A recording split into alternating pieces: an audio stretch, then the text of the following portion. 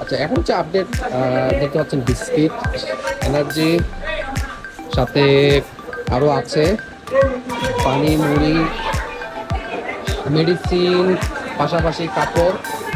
আমরা আরো দিচ্ছি চিরা, গুড়, আমাদের ছোট ছোট স্কাউট, কাপ, রোবার, সবাই কাজ করছে। ইনশাল্লাহ কালকে মতো প্যাকিং হবে, রাতে রওনা হবে আমাদের টিম। আমরা চেষ্টা করছি আমাদের তরফ থেকে সবাই সবাই আমাদের এই ছোট বাচ্চাদের জন্য দোয়া করবেন, এবং চেষ্টা করছি আমরা আমাদের তরফ থেকে যতটুকু করা যায় আপনারা একটু দোয়া করবেন। আল্লাহ সবাইকে এই বিপদ থেকে উদ্ধার হত্যা করা যায়।